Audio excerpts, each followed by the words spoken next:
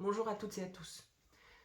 Aujourd'hui, je souhaite vous faire une vidéo qui est extrêmement importante parce que je considère, à la lecture de beaucoup d'informations et d'éléments ou des échanges de droite et de gauche, qu'il n'y a pas une réelle prise de conscience de ce qui se passe par rapport à la gestion de nos données.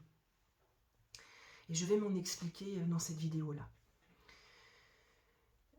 En gros, c'est lié à la cybercriminalité, tout simplement.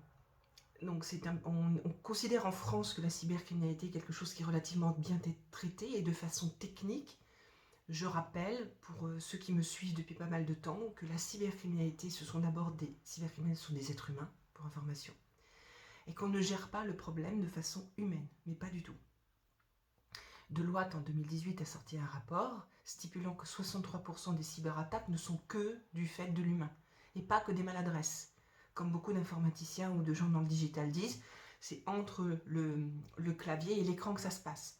Eh bien non, pas uniquement. C'est aussi notre comportement à nous, derrière l'écran ou dans notre vie de tous les jours. Si on prend des arnaques de type l'arnaque au président que Gilbert Chekly a mis en place, les informations, il pouvait très bien les prendre en suivant une secrétaire dans un autobus pour savoir à quel moment il pouvait appeler, sachant que le patron de l'entreprise ne serait pas là, de façon à s'utiliser un ensemble d'argent.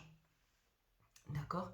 Donc ça, il n'y a pas besoin de technique plus que ça pour pouvoir s'utiliser de l'argent, si ce n'est qu'il s'informe sur les réseaux sociaux et sur des indications qu'ils peuvent trouver sur Internet et ainsi de suite, pour pouvoir dire, voilà, là on va faire une arnaque au président sur cette entreprise, ça nous intéresse, etc., etc. Alors les éléments, on peut les trouver sur un site web, on peut les trouver sur LinkedIn, on peut les trouver sur Twitter, on peut les trouver sur Facebook, etc., etc. Et ce n'est pas uniquement en suivant le chef d'entreprise, c'est avant tout en s'intéressant quelle est la faille dans les salariés de l'entreprise pour pouvoir obtenir ces données et faire le méfait qu'on a envie de faire, donc l'arnaque au président, en l'occurrence, sur ce type de cyberattaque-là. Donc là, la technique ne peut rien faire. Tous les gens dans le digital vont vous dire que oui, non. C'est très très narcissique cet univers dans le digital. Extrêmement narcissique. Et ils sont tous formés de la même manière. Or, la cybercriminalité évolue tous les jours. C'est impressionnant comme univers. Il faut savoir que nous vivons dans les deux univers. Nous, êtres humains, on vit dans le réel et le virtuel fait partie de notre univers aussi, par les outils connectés, tout simplement. Les outils connectés sont dans notre vie et donc on a ces deux univers dans lesquels on vit, mais pas du tout de la même manière. Sauf qu'on a tendance à vivre dans le virtuel comme on fait dans le réel. Et on peut avoir des comportements dans le virtuel, ce que j'ai fait une de mes théories scientifiques qui s'appelle l'avatarisation, qui est extrêmement étudiée dans beaucoup de pays dans le monde entier, et tristement pas en France. Cette théorie stipule les comportements déviants, changeants, différenciants que l'on peut avoir du fait de l'outil connecté, et ce n'est pas pour tout le monde pareil, tout le monde ne le fait pas, ce n'est pas à la même échelle, à la même grandeur, etc., en fonction des profils, en fonction du délit que l'on veut faire, en fonction de l'objectif aussi que l'on veut atteindre, etc., etc. Et certains de ces comportements différenciants, déviants sur la partie virtuelle, peuvent, sur certains profils, être reproduits dans le réel. Et on le voit notamment en pédophilie. C'est par exemple là, c'est quelque chose, ça se voit. Et ça peut même s'amplifier, où ils vont vivre dans le réel exactement ce qu'ils ont envie de vivre dans le virtuel. Ça se voit aussi sur des sites de type mythique, puisque c'est comme ça que j'ai commencé mes travaux de recherche. Je l'ai expliqué dans mon livre et dans une vidéo, je crois. En tout cas, en conférence, j'en parle souvent. Pour une de mes anciennes copines qui avait eu des déboires par rapport à Mythique. Elle ne comprenait pas pourquoi, lorsqu'elle est arrivée, c'était pas la même personne que sur la photo et que sur le profil, quand elle est arrivée au rendez-vous. Et donc, c'était des déboires pour elle. Ben voilà, donc je lui ai expliqué. Et c'est comme ça que mes travaux de recherche ont commencé, et notamment sur ce qui a créé la théorie sur l'avatarisation. Bien. Donc, il faut bien comprendre ces choses-là, il faut bien les intégrer, parce que ça, c'est pas ce qu'on va vous expliquer dans les écoles digitales, c'est pas ce qu'un informaticien va vous expliquer, c'est pas ce qu'un expert en cybercriminalité va vous expliquer, encore moins la CNIL, l'ANSSI et compagnie. Donc ça, il faut bien l'intégrer. On vit dans ces deux mondes, mais on ne peut pas vivre de la même manière dans les deux mondes. Et les deux sont collés, avec des impacts dans les deux sens, qui peuvent être positifs, négatifs, mais on ne peut pas avoir le même comportement dans l'un comme dans l'autre. Et ça ne veut pas dire qu'il faut fermer toutes les portes pour se protéger. C'est pas obligé. Il y a des tas de... En fonction de qui vous êtes, de quel produit vous vendez, quel travail vous avez. Je me rappelle, durant le confinement, il y avait une personne qui me disait mais moi je suis rien, moi. Pourquoi on m'attaque, moi? Et je lui dis mais vous travaillez pour qui? Vous faites quoi? Et quand on a vu l'ampleur de ses clients, on a compris tout de suite. Et c'est souvent par des salariés que l'on va infiltrer des entreprises et faire des cyberattaques. Et pas forcément avec de la technique. C'est très facile de rentrer dans une entreprise et de créer une cyberattaque avec quasiment les mains dans les poches. Et je ne suis pas la seule à l'avoir fait. Donc on peut le faire. Donc là où je veux en venir, c'est qu'il faut bien comprendre que là, on est dans une situation extrêmement critique et dangereuse, c'est-à-dire que nous sommes fichés depuis des années. Ça on le savait, on était fichés. Mais avant, on n'était pas fichés ouvertement.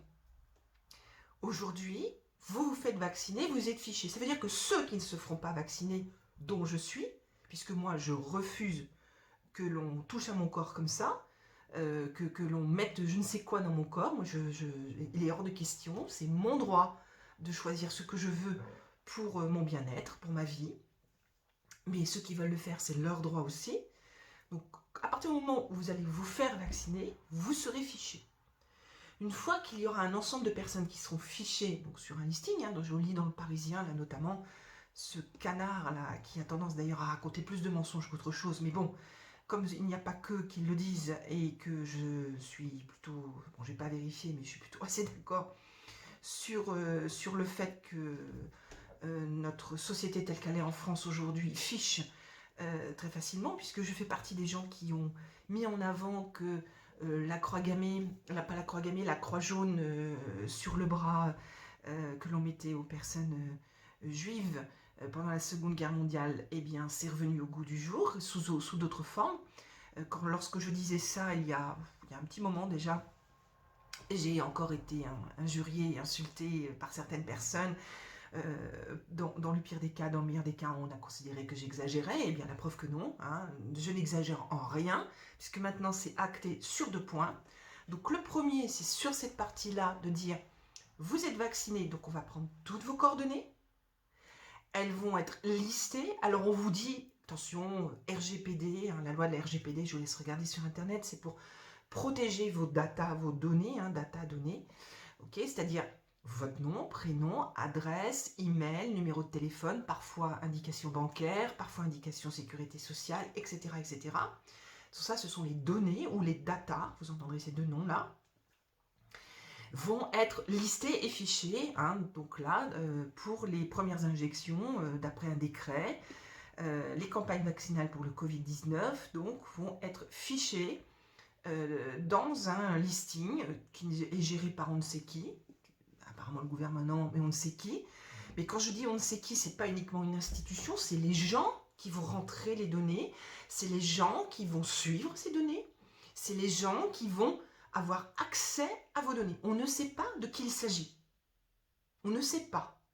Et comme on sait qu'il y a énormément d'infiltration dans ce pays depuis pas mal de temps, ça veut dire que vos données, on ne sait pas où elles vont aller. Alors je vous rassure tout de suite, nous sommes tous fichés depuis très longtemps. Sauf que là, on vous fiche pour les vaccins et, alors là je sors un autre élément de droit, on vous fiche également pour, par rapport à aux forces de l'ordre, à la police, un fichier sur les opinions politiques, syndicales, religieuses, l'orientation sexuelle ou encore certaines données de santé.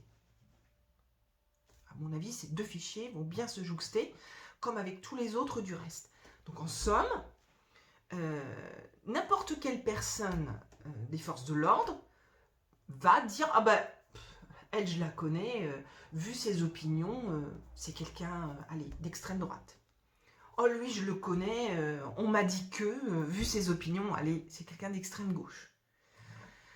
Oh, lui, on m'a dit que, c'est sûrement un homosexuel, etc., etc., etc. » En gros, les délits de sale gueule, ça s'appelle comme ça, tout ce qui est délit de sale gueule, tout ce qui est jugement de valeur, parce que bon, pour ficher, et en plus, à mon avis, il risque d'y avoir des primes, comme pour les médecins, pour la vaccination, ils touchent de l'argent au fur et à mesure des vaccinations, de la même manière qu'ils ont touché de l'argent pour dire que quelqu'un était décédé du Covid, etc., etc.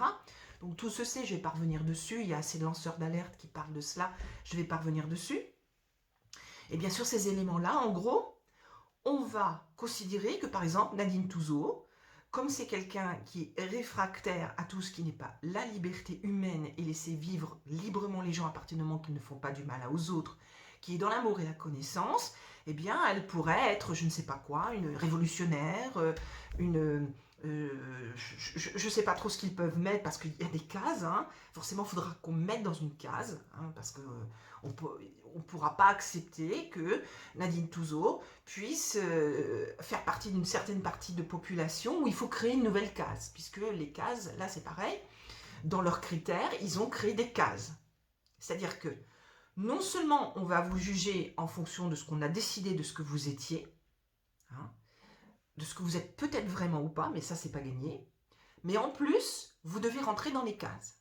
C'est-à-dire que il y a des gens qui ont pensé en se disant que voilà, le français va être comme ceci, comme cela, comme ceci, comme cela. Il va être soit catholique, soit protestant, soit juif, soit agnostique, soit athée, soit indécis peut-être. On aura peut-être la chance d'avoir la case indécise. Après, en politique, il va être vert, jaune, violet, noir. Alors qu'il y a des tas de gens aujourd'hui qui n'en ont plus rien à faire de la politique et qui ne pensent uniquement qu'au bien-être du pays, de leur patrie et de vivre plus sainement et moins dans la corruption, voire plus du tout, ce serait mieux d'ailleurs, plus du tout dans la corruption, en respectant tous les droits humains du plus petit, du ventre de la mère jusqu'au décès. Et donc, ils se fichent complètement que ce soit une couleur verte, jaune, violet, que ce soit quelqu'un qui soit de droite, d'extrême droite, de gauche, centriste, d'extrême gauche, et ainsi de suite. Il y a énormément de personnes en France qui raisonnent comme ça aujourd'hui, et dont je suis du reste, dont je suis. Si moi on me prête un parti politique, mais non, là c'est juste pas possible, ça fait des années que je suis comme ça. Et avec le métier que je fais en plus, a fortiori, puisque moi c'est une question de profil. Ou quand je disais que Trump était un très bon profil, il y a je ne sais combien de temps je dis ça, je crois que c'est au moment de son investiture, la première, eh bien, on n'a pas de cesse de me dire, mais non, mais attends, il a fait ceci, il a fait cela, et vous croyez la presse si vous voulez, moi, en tant que profiler, je valide que. Il y a certaines personnes parfois qui me disent, mais Nadine, attendez, vous êtes sûr de ce que vous dites? On ne peut jamais être sûr. Mais si mon profilage, que je l'ai défait plusieurs fois et que je le refais et que j'arrive aux mêmes réponses, je garde mes réponses. On peut ne pas être d'accord avec moi, par contre, le temps me donne raison. Le temps m'a donné raison quand je disais qu'ils étaient proches avec Poutine pour travailler ensemble, pour œuvrer pour le bien-être de la planète et pour nettoyer toutes ces problématiques que l'on a sur la planète en termes de corruption, de satanisme, d'horreur que l'on fait sur les êtres humains, à commencer par les enfants. Les gens, là aussi, me riaient au nez. Ça fait des années, ça fait un moment, je le dis. Ça fait un moment. Et donc, ben non, non. Donc si, en tant que profiler, moi je considère que c'est une personne qui est intéressante pour tel poste et ainsi de suite, et que je me fiche pas mal et de sa religion, et de sa couleur de peau, et de son parti politique, ou même de certaines de ses opinions, ou quoi que ce soit, mais que je considère que cette personne est liée au poste, et c'est une bonne personne pour ceci et cela, et qu'éventuellement il y a peut-être 2-3 petites choses à recadrer en termes de management, comme je préconise souvent pour les entreprises, de façon à synchroniser les équipes par rapport aux produits, par rapport à l'environnement, par rapport au développement parfois aussi, parce que on peut recruter une personne pour le faire jumper après d'ici à 2 ans ou voire 6 mois sur un nouveau poste. Donc ça c'est des ce sont des préconisations pardon, que j'indique, ça s'appelle ça le modèle management, que j'indique en plus du profilage pour les recrutements ou pour vérifier un projet d'entreprise à mettre en place. Ce sont des détails et ce ne sont pas des choses extrêmement graves ou importantes qui vont entraver la possibilité de cette personne de prendre le poste. Alors il est évident qu'on n'ira pas dans le nivellement de la médiocratie comme on fait depuis des années, c'est évident. C'est pourquoi on ne fait quasiment pas travailler en France, puisque ça ne peut pas coller avec quelqu'un qui est corrompu, de faire travailler quelqu'un qui chasse la corruption ou qui lutte contre, ça c'est évident aussi. Donc du reste, de ce fait, pardon, en politique, même si moi la politique c'est vraiment pas mon truc, c'est pas mon univers, il y a beaucoup trop de mensonges d'horreur en fait. On le voit maintenant de plus en plus, c'est quelque chose qui moi est vraiment totalement en dehors de ma vie. Il faudra bien des gens qui gouvernent le pays, des gens sains, entre guillemets sains, dans le sens adapté au poste qui gouverne le pays dans l'avenir. Et ces personnes-là, elles n'auront pas forcément d'étiquette, et je l'espère du reste. Personnellement, à titre personnel, je l'espère. C'est pas parce qu'elles sont rouges, vertes, violets, jaunes, noirs ou je ne sais quoi, en termes d'étiquette, que les gens vont voter pour. Je ne crois pas que les gens sont là aujourd'hui. Je ne crois plus du tout. Donc on nous range aujourd'hui dans des cases. Des fichiers policiers vont nous dire, voilà, cette personne-là, elle est FN. Ok, et comment vous le savez? Parce que vous m'avez vu voter FN? Enfin, je dis moi, parce que moi, c'est pas mon cas, hein, mais prenons mon exemple. Ah non, non, finalement, elle est socialiste. D'accord, comment vous le savez? Vous m'avez vu voter socialiste? Comment vous le savez? C'est par rapport aux indicateurs qu'il y a sur les réseaux sociaux. Ah bon, très bien. Et alors, quand les personnes font des trolls, sont des trolls, ou jouent des rôles, ou sont indécis sur leurs opinions, ou ont simplement des opinions qui n'ont rien à voir avec la politique, mais comme elles sont contraires à la politique ambiante, donc on va considérer qu'elles sont opposées à l'extrême, tant qu'à faire, hein, donc gauche-droite, dans ces cas-là. Et en réalité, elles ne sont pas du tout comme ça. C'est un peu comme les recrutements, quand on analyse les réseaux sociaux. Sur les recrutements, on analyse un candidat par rapport à ces réseaux sociaux, des entreprises qui vendent ça à prix d'or. Mais attendez, mais arrêtez là. Ils font ce qu'ils veulent sur les réseaux sociaux et encore une fois, en intégrant l'avatarisation, ils peuvent très bien jouer des rôles. Ça peut ne pas être eux, ils peuvent être hackés, ils peuvent être à 2 ou 3 sur un compte. Ils peuvent aussi faire plaisir pour faire plaisir ou se lâcher. Il peut y avoir des tas de raisons. Là, on est en train de juger l'humain. Donc, on vous flique à 2 niveaux dans le jugement. Là, dans cette actualité-là, hein, c'est vous êtes vacciné, ah bah vous êtes pour la cause de type cabale, du grand reset, etc. Parce que vous vous faites vacciner. Et vous, en plus, donc là, du coup, pour le fichier des policiers, à mon avis, directement, vous allez être rangé dans la bonne case pour les gens qui ont initié ces fichiers-là. Et ceux qui ne veulent pas se faire vacciner, eh bien, finiront à un moment ou à un autre par être suspectés. Pourquoi ne se sont-ils pas fait vacciner? Pour quel motif? Qu'est-ce que l'on peut considérer de cette personne pour la rentrer dans le fichier de police? Parce que les deux vont se jouxter, hein, faut pas rêver. Hein. Et puis avec les autres fichiers, du reste. Parce que les autres fichiers qui vous fliquent aussi, c'est tout ce que vous avez en ligne que vous payez. En ligne. Tout ce qui est en ligne, en fait. Ce soit vos impôts, ce soit le lien avec la CPAM, soit avec la CAF, tout peut être complètement connecté. Et en recoupant ces informations-là, on peut considérer que vous êtes telle couleur, tel type de personne, etc., etc., etc. Donc on vous fiche pour dire, voilà, ben Nadine Touzeau, c'est telle personne. Un peu comme dans la presse, moi autrefois, en 2013, où on a dit Nadine Touzeau, on prend votre nom, votre image, et on fait toute une histoire autour de vous, et on considère que c'est ça, c'est la personne que vous êtes. C'est complètement faux. Et c'est complètement faux. On vous juge. Et parce que vous ne rentrez pas dans le moule, eh bien vous serez critiqué, appréhendé. Enfin bref, on va prendre cher. Globalement, on va prendre cher. Pour prendre une expression populaire. C'est-à-dire que tout sera fait pour nous causer des soucis d'une façon ou d'une autre. Parce qu'on ne rentrera pas dans le moule des gens qui ont initié ces fichiers-là.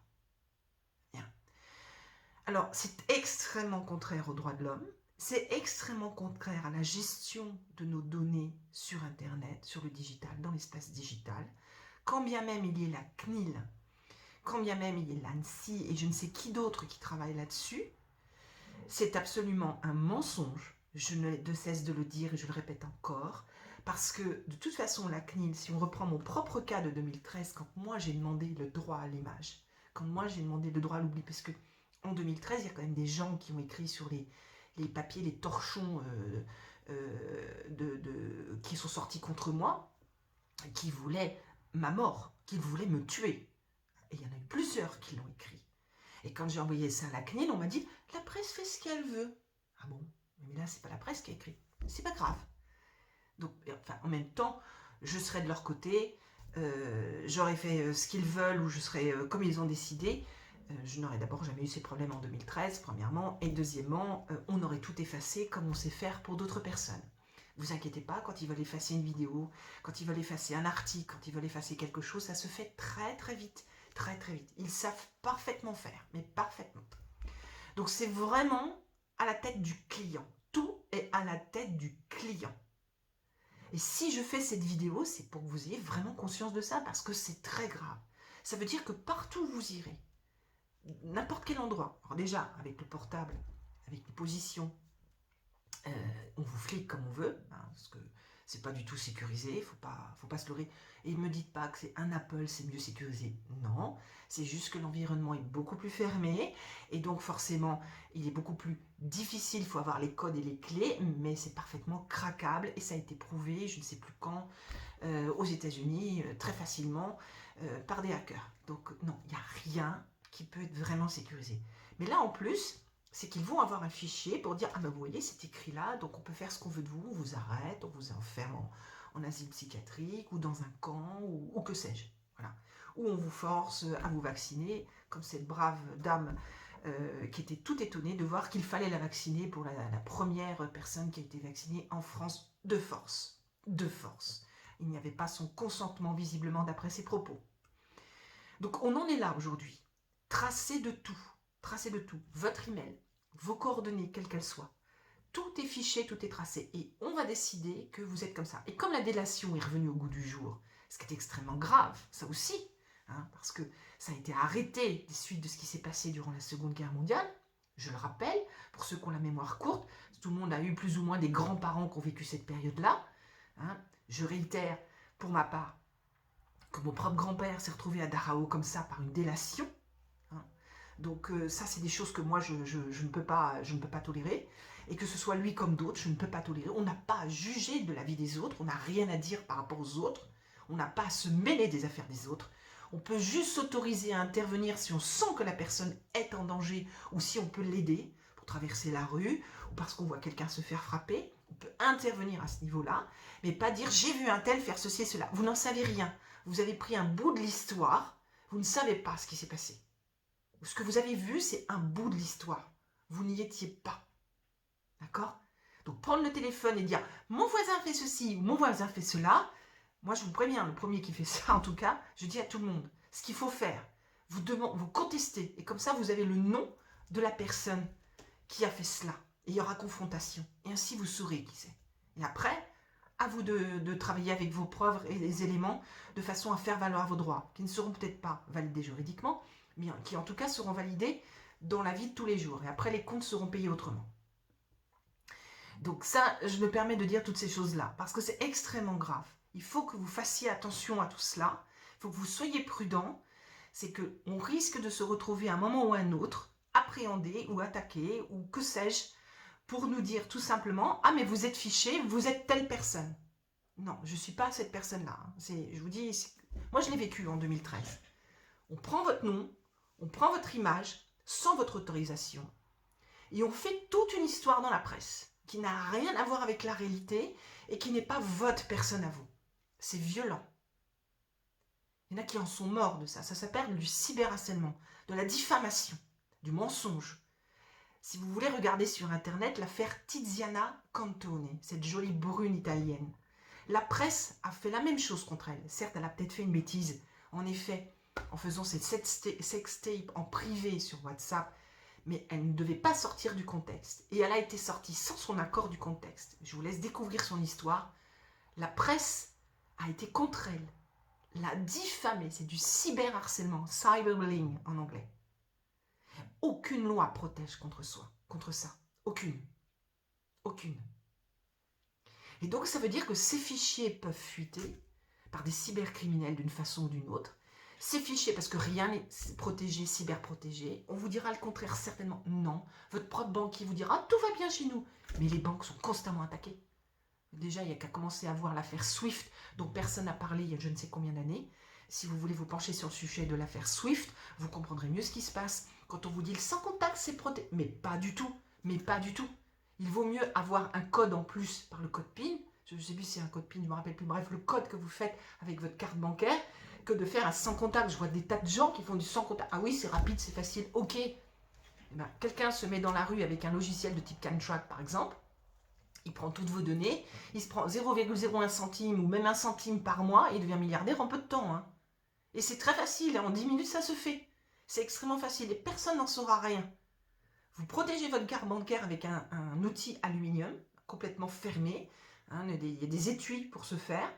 Et vous ne faites jamais de sans contact. Jamais. Le banquier vous dira tout le contraire. C'est normal. Il est payé pour. Mais quand on travaille avec des gens qui sont vraiment aguerris sur la cybercriminalité, je peux vous garantir une chose, c'est que le banquier il a compris que ça ne marche pas comme ça. En tout cas, moi, ils ne me la font pas. Et il n'y a pas qu'à moi. Tous ceux qui sont calés, enfin plus ou moins calés, ou en tout cas, au moins avisés sur ce sujet-là, ça ne fonctionne pas. Ça, on nous croit parfaitement. Ils savent très bien, ils n'ont pas les réponses adéquates. Donc, c'est absolument pas sécurisé.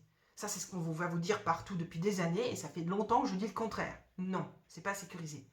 Donc là, on est dans les mêmes schémas, dans les mêmes choses. C'est-à-dire que tout ce qui est informatif vous concernant va être rangé dans des cases et on va vous juger. Ce sera plus ou moins vrai, mais ce sera surtout faux à mon avis. Parce qu'on n'a pas à juger autrui. Ça, c'est très contraire aux droits de l'homme. Mais c'est très contraire simplement à notre propre droit à nous. Nous. Qui peut se permettre de nous juger? Qui? Et c'est exactement ce qu'on est en train de faire. Et on fera de nous n'importe quoi après. C'est-à-dire qu'on va considérer que parce que dans un fichier, il y a quelque chose qui est écrit à votre encontre, on fera ce qu'on aura envie de faire de vous. Jusqu'à nous éliminer probablement. Puisque c'est nous l'ennemi. Je disais lors de l'interview de l'UDOP que oui, M. Macron, on est en guerre, mais l'ennemi, c'est pas le Strasskov 2. Non, c'est nous. C'est nous l'ennemi. C'est nous. C'est nous. Et on ne se laissera pas faire. Parce qu'on a le droit de vivre. Parce qu'on a le droit d'exister. Parce qu'il y a assez de monde sur cette planète pour vivre. Et parce qu'il ne faut pas rester dans ces supercheries, ces horreurs. Ces horreurs qui sont véhiculées depuis des années. Alors que des tas de gens sont au courant et personne n'a rien fait. Et que ceux qui ont essayé de se battre n'ont jamais pu réussir à être entendus. On a tout fait pour les écarter en leur mettant des fausses affaires sur le dos, en les mettant dans des asiles psychiatriques pires, en les tuant. Tous ceux qui ont voulu révéler les vérités. Tous ceux qui ont voulu dire les choses.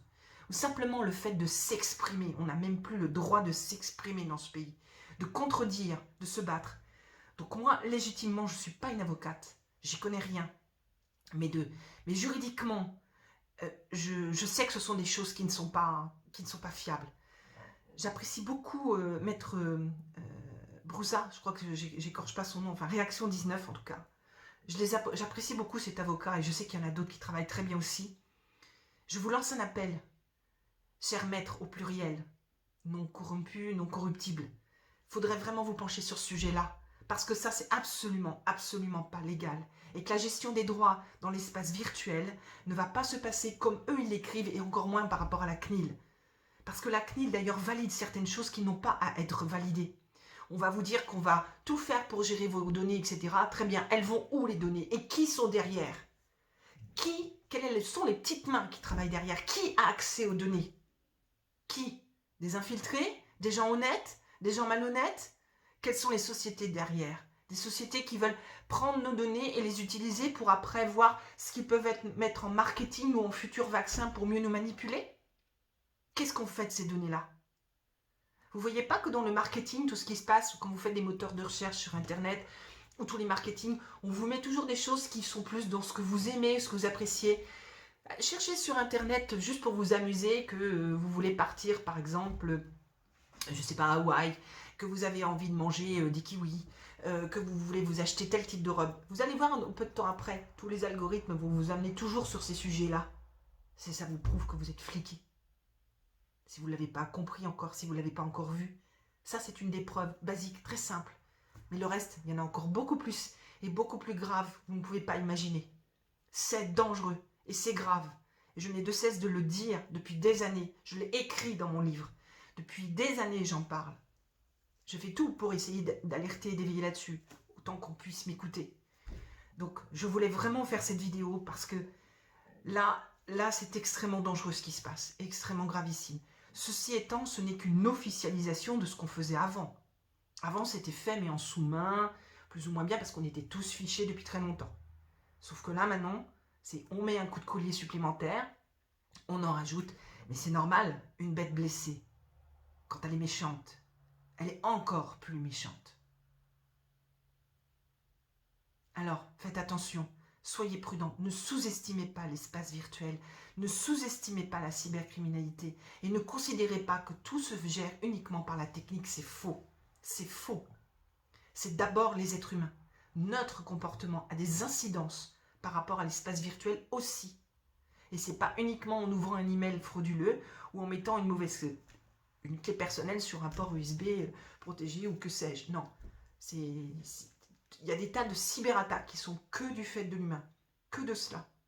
Je forme là-dessus depuis longtemps et je forme des gens dans le digital qui sont extrêmement étonnés de se rendre compte que, en effet, il y a des tas de cyberattaques qui sont absolument pas traitées et qui ont des impacts lourds parce que ça peut carrément fermer une entreprise, ça peut faire perdre un couple, ça peut, bref, il peut y avoir des tas de choses, nuire à la réputation, la diffamation, faire perdre de l'argent, pire la vie.